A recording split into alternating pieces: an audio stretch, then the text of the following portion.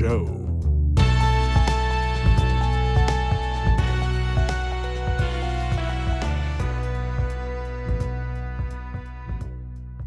Okay, I'm Ernie Chambers, and once again, I have a few thoughts I intend to share with you today. Since I have a tendency to roam, I decided to bring some materials related to former President Donald Trump and some things that I put in writing, and newspaper accounts touched on these things to show that without having studied him a great deal, just listening to him, watching the way he conducted himself while he was trying to get the nomination, I drew certain conclusions about him and the kind of person he is. I don't want to get too far off on the subject of vaccinations and Cyrus. So what I did was brought a rhyme that I wrote called Ode to COVID-19.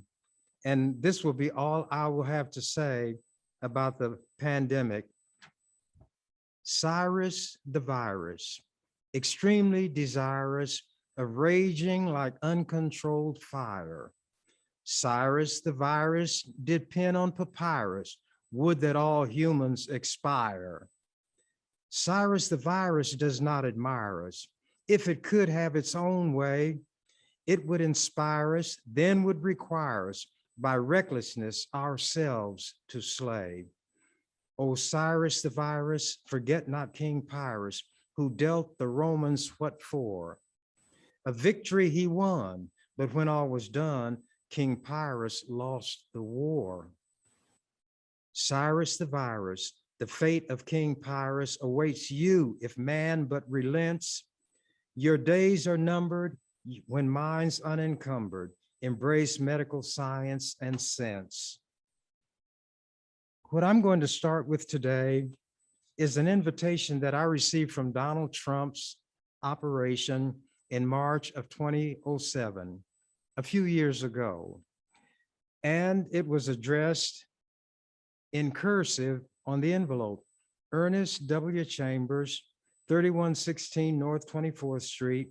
In those days, I used the barbershop as the mailing address, Omaha, Nebraska, 68110-1915. And then on the envelope, in a box, special invitation, which was very fancily printed.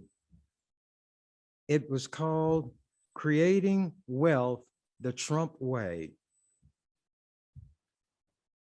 I shall now read what was sent to me those long years ago.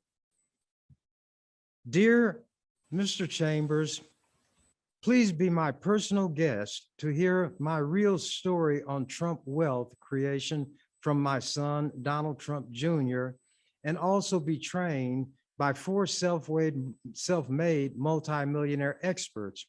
Donald Trump Jr. will share with you our family's most successful wealth-creating secrets and strategies.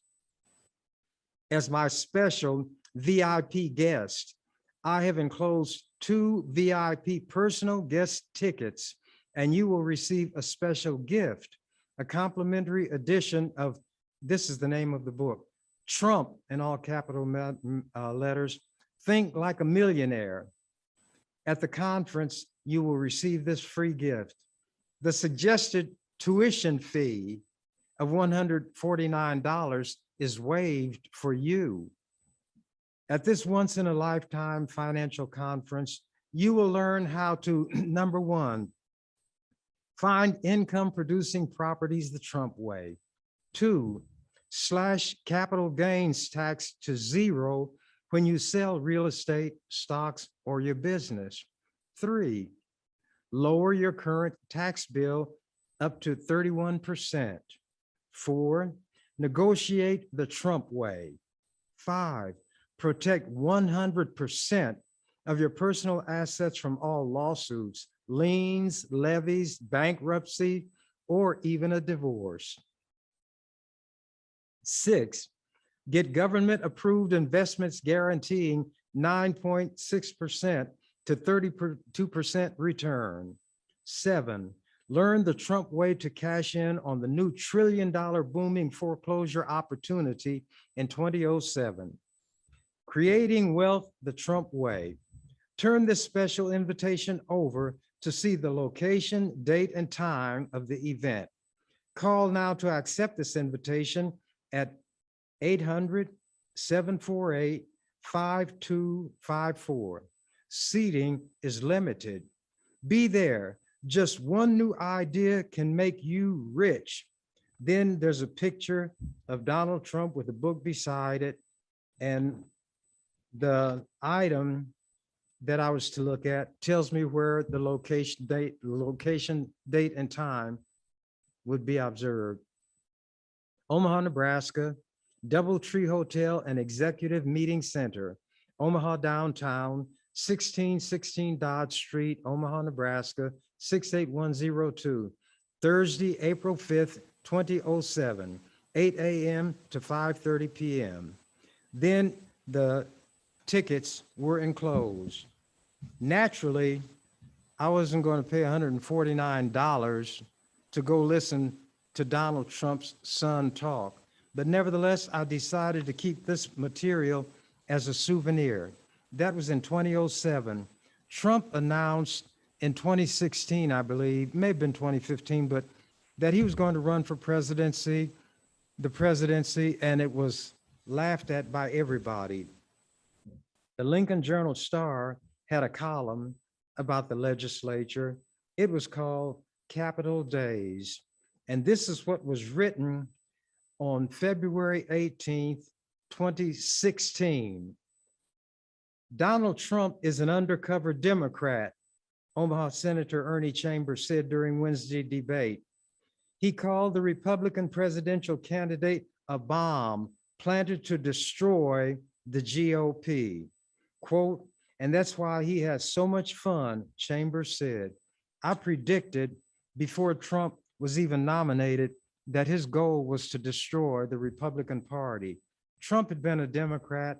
He had been in favor of a woman's right to choose to have an abortion, the traditional Democratic principles, but I guess he thought he might have a better chance to win if he ran as a Republican, because there are a lot of nutty, backward people in that party. There was a lot of racism that they had to keep concealed, but it was bubbling very near the surface, and he thought he would give it an outlet, so he decided to run. What I decided to do was write Mr. Trump a letter, an open letter.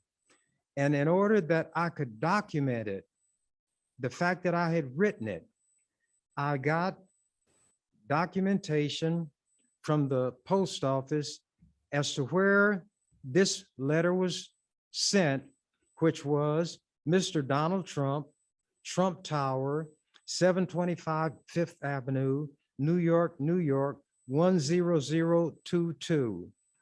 There was a proof of delivery. I overnighted it. I mailed it November 3rd, and it was received November 4th in Donald Trump's mailroom, and the person in the mailroom gave initials to prove that it was accepted. I didn't want these things that I had said, some of them in the way of a prediction, to appear that I said them after the fact. My letter, this open letter to Donald Trump that I'm going to read, and these pages are large, not that they have a lot of material, but now that jeepers, creepers, why am I wearing these cheaters? Because I do what's necessary under the circumstances to achieve my goal. And since I want to read without doing too much stumbling and fumbling, I put my cheaters on.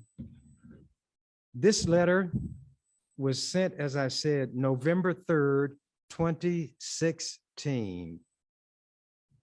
Dear Donnie, oh, and by the way, I included copies of that material that I read just before starting so that he would know that I am a person to whom an invitation had been sent to this thing that he was putting on.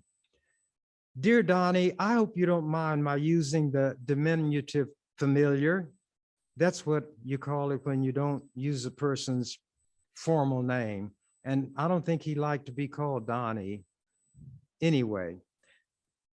I do not expect my name to ring a bell with you, but as you see from the items attached to this page, which was that invitation and the comments I made about supporting his being selected, you can see that we go back a ways, not as far back as you and young Bush on the bus, but far back enough. This young Bush is a person who had played a tape where Donald Trump was talking about how famous people could do anything, that women would let you grab their privates, you could have your way with them. And when this was played over television, naturally with certain bleeps and deletions, Trump's supporters were very shook up and they said immediately, oh, this was just locker room talk. He didn't mean it. When he asked his wife, they asked his wife, uh, Manila Trumper, Manila Trump, what she thought about it. She said, oh, darling, that is just locker room talk. No, nothing it means nothing. Well, she knows what he was doing when she came to him. But at any rate, I'll continue. That's my reference to Bush on the bus. As the days dwindle down to a precious few, it is time for me as your self-appointed ambassador without portfolio, AWOP, to write this letter to you. In keeping with the so-called October surprise craze, exacerbated by the Comey fiasco, I am contributing my own version of a November surprise, which is this open letter to you. And that Comey surprise in November was the stuff he brought out about Hillary Clinton and stuff on her server and some things that indicated the FBI might open an investigation, and it immediately wiped out a lot of the support that Hillary Clinton had. And this term, November surprise, has come into being because almost in every election, there is something unforeseen that might turn the tide, which is exposed by one party or the other. Continuing the letter, mirroring the extraordinarily unique nature and style of your campaigning, the format of this letter by turns will be stream of consciousness. That means you just say whatever comes into your head, phrases, clauses, and so forth. Episodic, herky-jerky, helter-skelter, and even a little bit jumbled and jivey. Understandably, you may wonder why in the world would a man who is an unapologetic supporter of Hillary Clinton be simultaneously the self-appointed AWOP of her opponent? Here's why.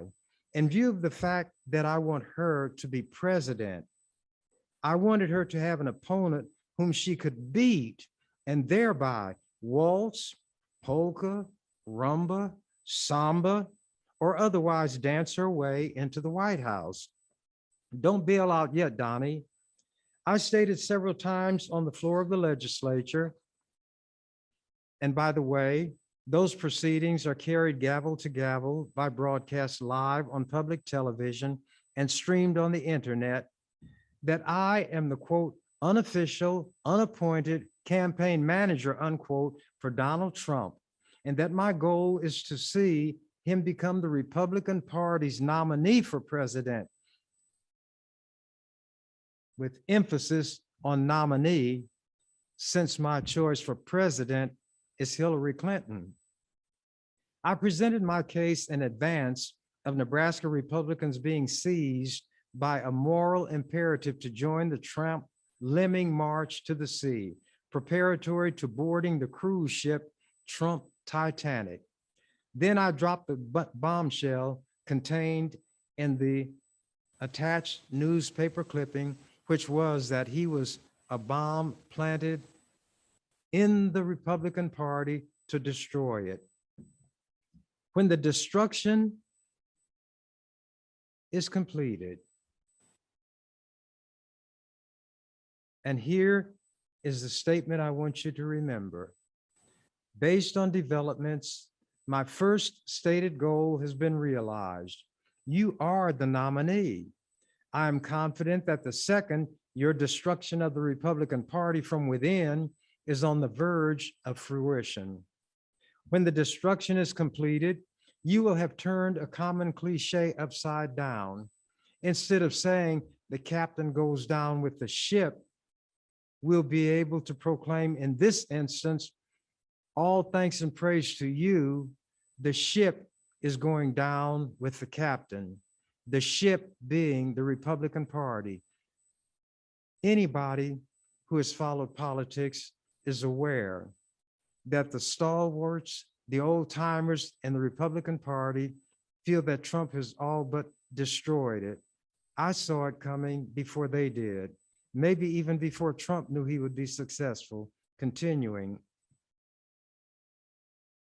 Once again, the man who put the I in egoist will have confirmed his paramountcy and demonstrated the uncanny ability to eclipse whatever is going on around him. Not too shabby a consolation prize. The purpose of this correspondence is to encourage you to stay the course. When the going gets tough, the tough get going. That is susceptible of two interpretations. It could mean that the tough will double down, as you are inclined to do, and redouble their efforts, even if it serves only to make matters worse. On the other hand, the tough can get going in the sense of scrambling to their feet and running away, which you are not inclined to do. Lest you misunderstand based on what I've written, my intent, let me make it clear by borrowing a famous passage from Shakespeare's Julius Caesar. Lest you misperceive my intent. Friends, Romans, countrymen, lend me your ears. I come to bury Caesar, not to praise him. But with this essential, significant difference. I come not to bury Donald Trump, but to praise him. Yes, to praise him. Of course, skeptics and cynics may try to get their dig in by invoking an equally famous phrase from poet Alexander Pope's An Essay on Man, to damn with faint praise, thereby insinuating a hidden motive on my part. I assure you that my words are as sincere and trustworthy as those you have been uttering throughout your historic political sojourn. In the interest of clarity, praise is not synonymous with agreement. I extend praise because you are what you are, as sly as a fox, slippery as an eel, unreliable as a used car salesman, unstable as water, volatile as the stock market, unpredictable as the weather, and to this code, as even a casual observer will note, you are true. Take an extreme example. People say of Judas Iscariot, quote, although he betrayed Jesus, he can be given credit or praise for having hanged himself in remorse. But since I like to put the cork in the bottle, use your situation as an example. GOP distant as Trump praises Putin. Are we in sync? Here's a headline, a caption, Trump's 3 theorems or theories of political expediency. People have heard of Einstein's theory of relativity, Newton's laws, gravity and motion, Occam's razor, which deals with when you're talking, take the shortest path with the fewest detours to get to the point you're trying to make, and Machiavelli's The Prince. But this is the first time Trump's theorems will have seen the light of day. I doubt that you yourself have formulated them in the manner that follows. I am going to have to digress. When people started making fun of Trump because he couldn't spell words, when he attacked the Ricketts family, which I'll get to, he misspelled Ricketts, and those kind of things, He made the remark about himself, I am a stable genius. And even then, let's analyze that. What is a stable? A place where various animals stay. What do animals do in the stable? They mess it up. So a stable genius is one who knows how to go into the stable and clean up the mess the animals leave to such an extent you can't even tell it was there. So without realizing that he was telling a deeper truth, he told the truth on himself, referring to himself as a stable genius. Trump has given me a lot of moments of laughter and amusement, but as things worked out, his tenure was anything but laughter-filled and amusing to the people who were victimized by him, and democracy, which indeed suffered, the reputation of the United States, which failed throughout the world. But to continue, having carefully followed and analyzed your words and actions to the extent that such things are susceptible of analysis and formulation, I've undertaken the task of producing the 3 theorems of Trump political expediency. I don't know whether you arrived at these, quote, truths or theorems through study and conscious thought, or if they just, quote, came to you, unquote, unbidden like photosynthesis, or in the way that water flows downhill and seeks its level. In a nutshell, here's the essence of each. The first theorem, fool all. The second theorem, lie, dumb down. The third, promise them the world. Now, there are 3 playbooks that I suggested Trump would use. Each theorem would follow a playbook of a well-known personage. Abraham Lincoln's playbook, Hitler's playbook, Mein Kampf, and Satan's playbook. First theorem from Lincoln's playbook.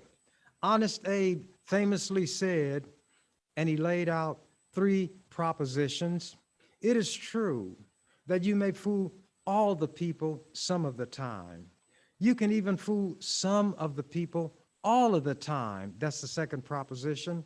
But you cannot fool all the people all the time. The third proposition. That was Lincoln's playbook. The supporters who make up your base fit within the second clause. You can fool some of the people all of the time. And you have done so and are doing so masterfully. Regardless of what you say or do, no matter how outlandish, preposterous, untrue, unintelligible, your base unthinkingly and uncritically remains steadfastly with you, come H or high water. Fool all has been achieved. That's theorem number 1. The second theorem from Hitler's playbook. This is from his book, Mein Kampf. All propaganda has to be popular and has to adapt its spiritual level to the perception of the least intelligent of those towards whom it intends to direct itself. The great masses of people will more easily fall victims to a big lie than to a small one. In summary, tell big lies and appeal to the least intelligent. You once declared that you, quote, love uneducated people, unquote. Did you by chance have your second theorem in mind? As king of hyperbole and superlative, you have regularly unleashed some whoppers, which your base thrives on like a hungry lion devouring red meat. A sub-theorem might be, if you're going to strike out, do so swinging for the fences rather than trying to bunt. So you lay out some whoppers, that propaganda that Hitler talked about. For the record, this is not to assert that you are a Nazi or that your ideology is Nazism, although some have made such an allegation. My point is merely to show the similarity between your approach and Hitler's is inescapable. Examples showing how dumb you feel these people are. promise everything to everybody at a cost to nobody. 2, the U.S. can sustain itself as a self-contained economic island on this planet. 3, reopen obsolete Rust Belt manufactories to produce goods for sale only on the U.S. market and give millions of good high-wage jobs to everybody who wants one, and there's no reason to raise the minimum wage, which is too high anyway. 4, never detail how anything is to be accomplished. It simply will be, period.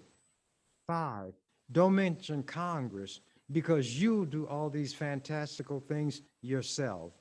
That's what Trump feeds his base. Theme song of the second theorem. You know, there has to be a playlist. Here's his theme song. I fling untruths into the air. They fall to earth, I know not where. And furthermore, I do not care. All in war and politics is fair. And finally, in the fairy tale, Rumpelstiltskin was a deformed dwarf who could spin straw into gold. Using that example, you could be dubbed Trumpelstiltskin due to your ability to spin a glaring untruth into an authoritative sounding assertion of incontrovertible fact, which your base will swallow. Lying and dumbing down have been achieved by you by way of your second theorem, again, in masterful manner with your base. Third theorem, Satan's handbook. Now, I shouldn't demean the devil in this fashion, but he can take it. And that theorem is promise them the world. In chapter 5 of Matthew are 3 verses, 8, 9, and 10 are their numbers. Again, the devil taketh him up into an exceeding high mountain and showeth him all the kingdoms of the world and the glory of them, and saith unto him, all these things will I give thee if thou wilt fall down and worship me. Then saith Jesus unto him, get thee hence, Satan, for it is written, thou shalt worship the Lord thy God, and only him shalt thou serve. The byline could be, fall down and worship me, for that is what happened here when you look at this headline. Trump thrills Christian audience with promise. And this is part of an article from the Washington Post. The audience included leaders and founders of many segments of the Christian right, the evangelical movement that began in the 1970s under people including the late Jerry Falwell.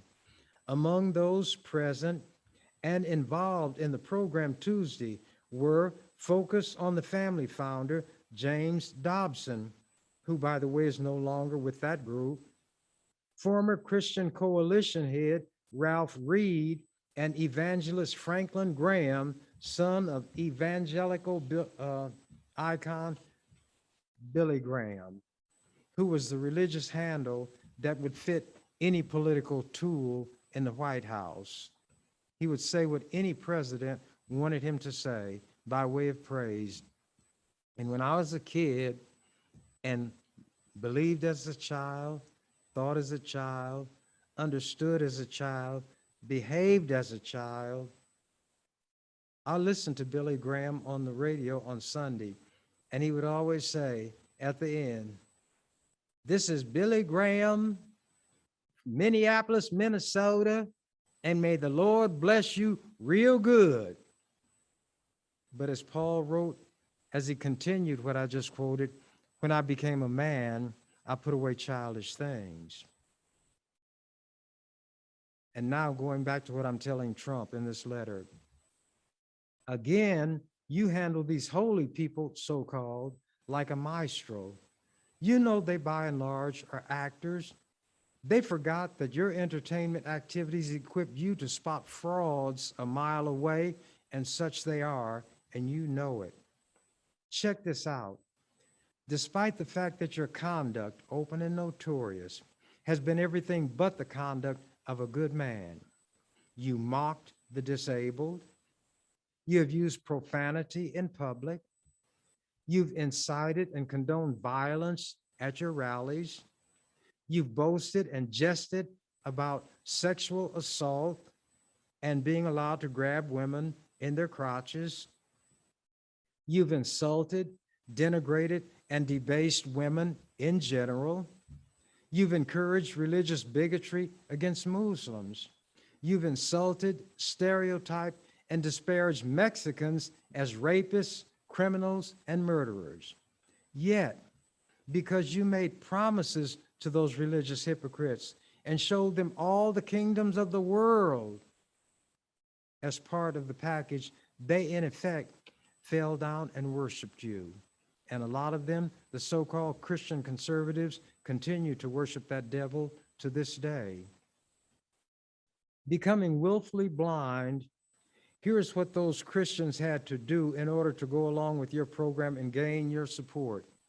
He walks like a duck. He quacks like a duck. He looks like a duck. Therefore, he is a chicken. To top it all off, they ignored Jesus's caution. In Mark chapter 10, the 25th verse, it is easier for a camel to go through the eye of a needle than for a rich man to enter into the kingdom of God. Yet they're in league with him, these Christians. You are the master manipulator. You could teach Satan himself a thing or two. Is it become increasingly evident why I throw praise your way? Donald Trump as Teflon political. Donnie, I deal in analogies. You are the political equivalent of the late mafia kingpin John J. Gotti, with whom you share a middle initial. He came to be known as the Teflon Don because nothing stuck in terms of charges for various and sundry criminal activities ranging from murder, kidnapping, and bribery. A natty dresser enamored of sartorial elegance, in other words, he liked to dress to the nines, he was dubbed the Dapper Don. He worked his way up through the ranks from petty crook to captain in the Gambino crime family, the best organized and most powerful crime outfit in the country. In 1985, the Teflon Don took over the operation after he ordered the rubbing out of then top dog Paul Castellano. Poor Paul met his maker as he exited a Manhattan steakhouse, indicating perhaps that consuming too much red meat may be detrimental to one's health. Finally, Boss Gotti's luck ran out, and his Teflon veneer was perforated when fellow mobster Sammy the Bull Gravino turned into Sammy the Rat, as stool pigeons were known in the rackets, and testified against him in a deal with the feds. In 1992, a baker's dozen, 13 charges stuck, including murder and racketeering, and the no longer Teflon Don swapped sartorial elegance, fine clothes, for prisoner togs and took up residency at the federal big house in Marion, Illinois. He contracted throat cancer, was transferred to a medical facility for federal prisoners in Springfield, Missouri, and was harvested by the Grim Reaper June 10th, 2002, at the age of 61. Thusly did the Teflon Don, born in the Bronx, October 27, 1940, meet his Waterloo. A major difference between you and Gotti is that you were born at the top, not at the bottom to work your way up. And the only thing you knew about real work was that people of the lower orders did it. Thus, another point at which you are due praise for your savvy or cunning. You managed to rally to your cause, to become your base, the very people toward whom you harbor contempt and distaste. The great unwashed hordes. You would never socialize with them. You wouldn't rub elbows with them, and certainly would never dream of inviting them to dinner.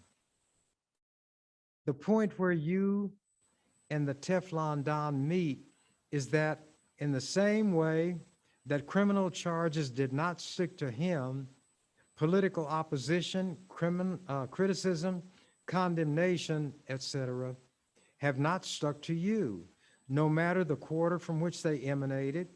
On the other hand, you are unable to stake claim to sartorial elegance due to your ill-fitting big suits, so Dapper Don you are not. In fact, you could be dubbed Trumpelstiltskin, but 1 out of 2 ain't bad, right? Whereas some people dream the impossible dream, you revel in and thrive on the unstickable political negatives that would demolish any other politician. You are more Teflon than was Gotti and a more accomplished escape artist than Harry Houdini. Here are just a few of the headlines. Romney blasts Trump as a phony, a fraud, and a danger. Another headline, few experienced GOP strategists are willing to work for Trump team. Another, hypocrisy in Trump's campaign. Republicans do not donate to Trump. Gary Johnson says Trump is, quote, clearly a racist. Mexican president says Trump's language is like that of Hitler. Trump's new slogan has old baggage from the Nazi era. Villains grow as Trump polls slide. Star tweet haunts Trump. GOP reaches new level of panic over Trump. Trump may delay release of tax returns, but a federal court ordered them released. He's being investigated in 3 jurisdictions and facing the possibility of criminal charges. So he may suffer the fate of the Teflon Don to whom nothing stuck when Gravino testified against him and he wound up in the big house. Trump may wind up in the big house. We'll just have to wait and see. He was called the huckster populist. GOP big shots turn on Trump over his attack on judges. Trump used charity money to buy sports memorabilia for himself. Now we get to something that comes right down to Nebraska. Let me touch on something that is very much worthy of note. The story can be told mostly by way of newspaper articles. The first article is dated February 22nd, 2016. Trump says Ricketts family is, quote, against me. Donald Trump took aim at the Ricketts family Monday after it was disclosed that Marlene Ricketts, the wife of Joe Ricketts, was behind an anti-Trump super PAC that pummeled Trump via direct mail pieces in Iowa, New Hampshire, and South Carolina. Trump issued a veiled threat against the family on his famous Twitter account, accusing them of, quote, secretly, unquote, spending money against his presidential bid. For the record, Ricketts's donation was publicly disclosed over the weekend by the Federal Election Commission, another lie by Trump. Trump's tweet said, I hear the Ricketts family, and he misspelled Ricketts, put 1 T instead of 2. I hear the Ricketts family, who own the Chicago Cubs, are secretly spending $signs against me. They better be careful. They have a lot to hide. I repeat, they better be careful. They have a lot to hide. Marlene Ricketts fired back through a spokesman saying, Trump was too unpredictable to be president. Then this is what Brian Baker, an advisor to the Ricketts family, said by way of a response.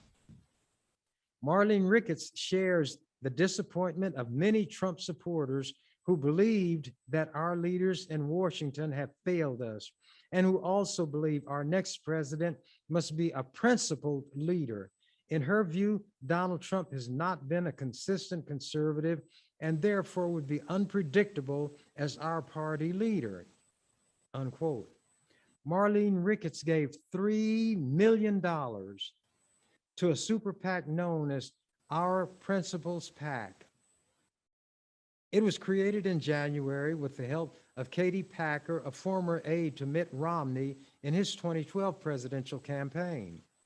Ricketts is married To Joe Ricketts, Marlene Ricketts is married to Joe Ricketts, the founder of TD Ameritrade, a successful online trading company. She and Joe are the parents of Pete Ricketts, the governor of Nebraska. And on old Joe, he's slick, and a nut doesn't fall far from the tree in terms of young Pete's dishonesty. This Ricketts came before the Omaha City Council, persuaded them to give what is called TIF money, tax increment financing, which allowed him to avoid having to pay taxes, as would be the case, and will make money available to him in effect to build a new TD Ameritrade headquarters in a part of West Omaha, which is neither deteriorated or substandard. And the people who lived there were very, very angry. Then after getting this money from the suckered Omaha City Council, by the way, Joe Ricketts lives in Jackson Hole, Wyoming, because he doesn't want to pay Nebraska income taxes.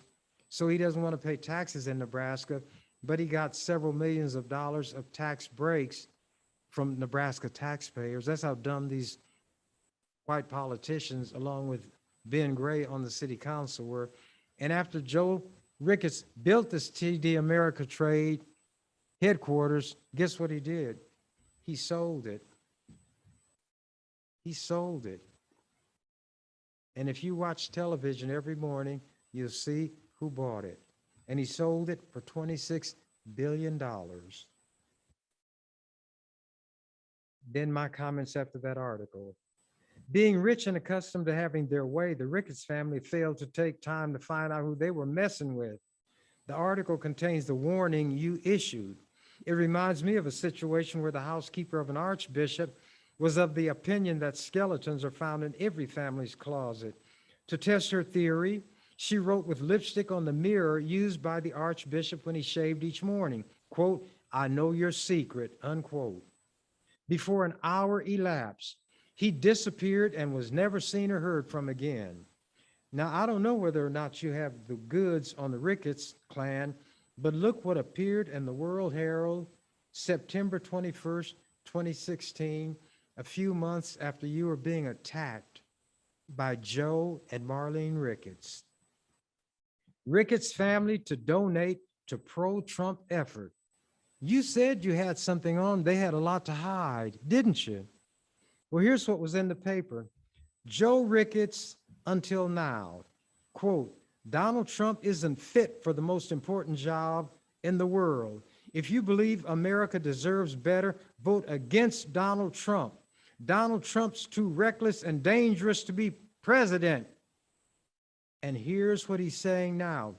Proud to support Trump and Pence and other Republican leaders who will push for conservative policy solutions. Then a big headline, Ricketts' money now backs Trump. Very praiseworthy.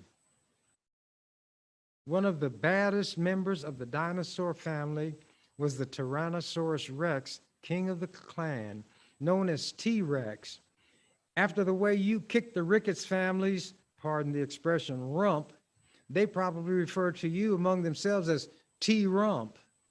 Considering that you made any number of political big shots and hot shots turn around, a little ode to T-Rump, a rhyme, is in order. Ricketts's, Paul Ryan, Cruz, Rubio, Newt Gingrich, Christie, and all the rest are examples.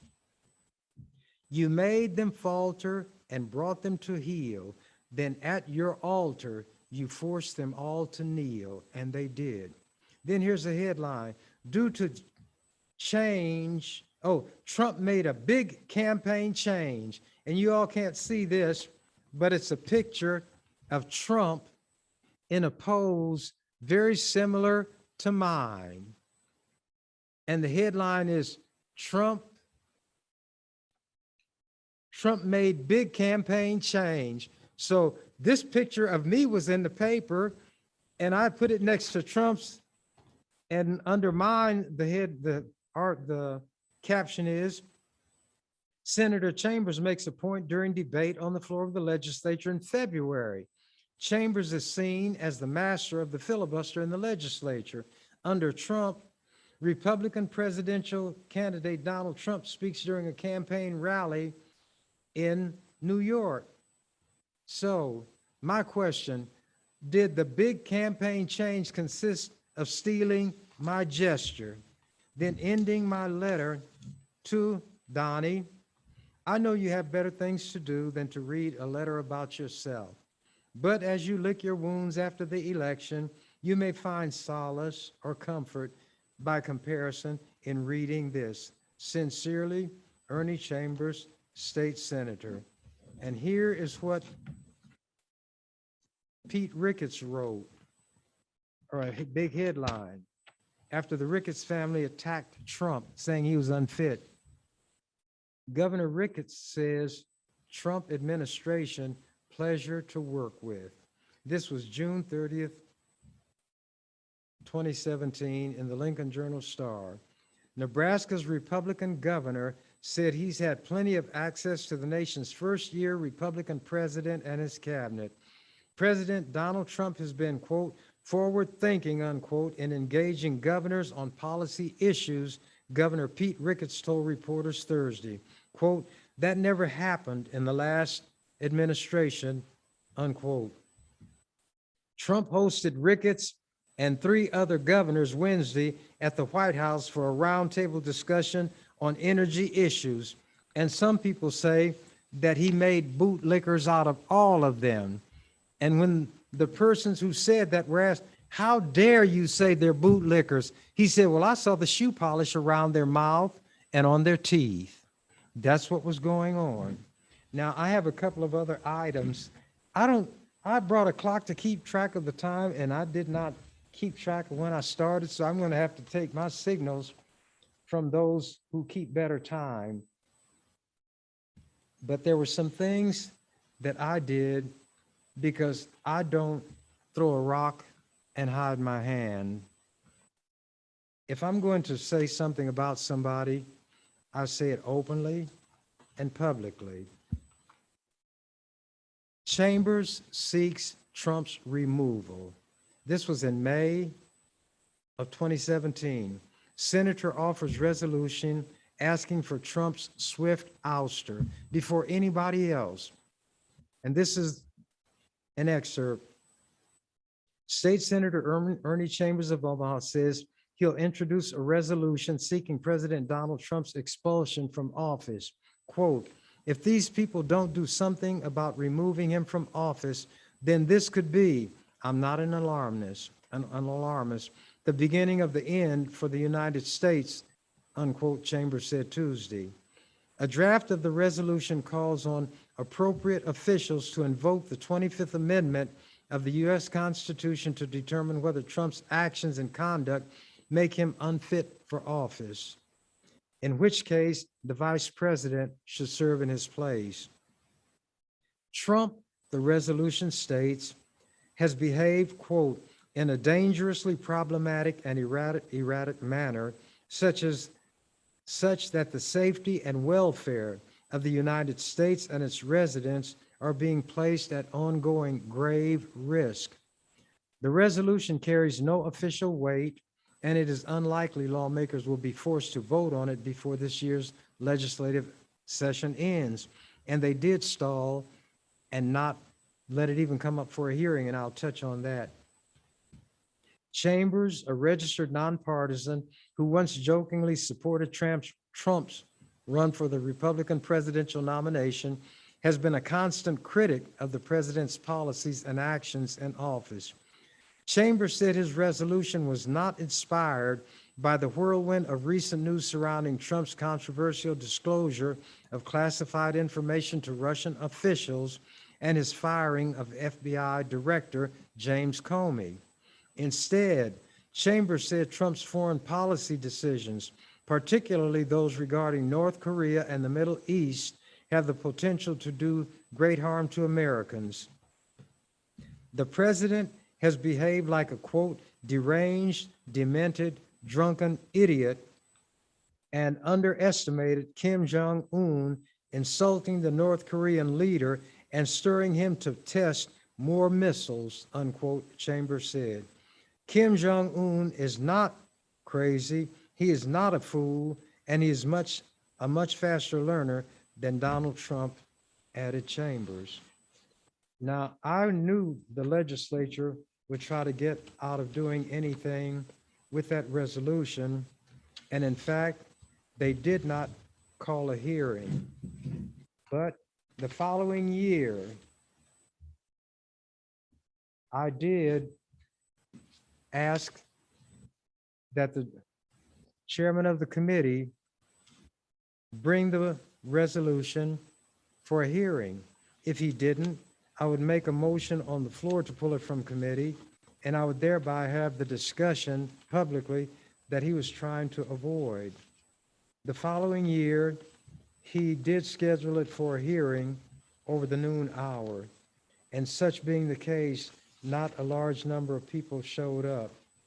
But I had a chance to make a point, and it was one that some people took to heart. And I'm not going to read that. I think I will just paraphrase it. I had mentioned the kind of things that Trump had done at that hearing, just so it would be a matter of record. Even though it was over the noon hour and not a large number of people in the public showed up because they were at work. But I talked about the number of people he had hired and fired, which showed that he was not a good judge of character.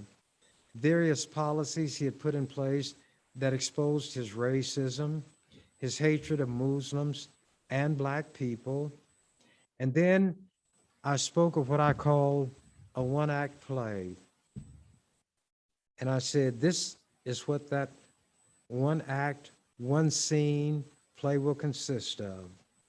Now, before I mention that to you, recently on television, the former head of the military, the top general, said that as the election, the last one approached, and Trump was making all these kind of statements, suggesting that the election was stolen, that something would have to be done if Biden was proclaimed president, that it alarmed people in the military, including himself, and he notified the top military people to be prepared to take action if Trump did anything, and he didn't use the word coup, that suggested a coup was undertaken, then the military would step in because they had sworn an oath to defend this country against all enemies, foreign and domestic.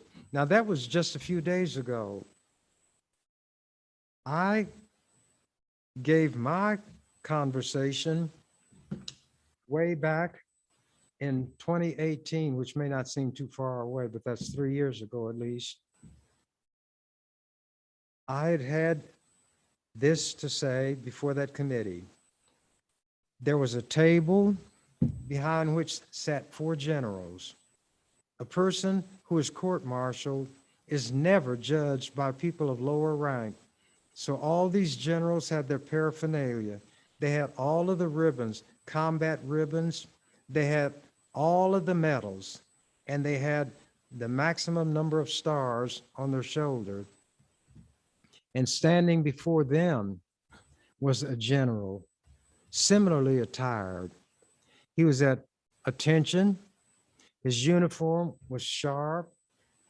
He held his hat under his right arm.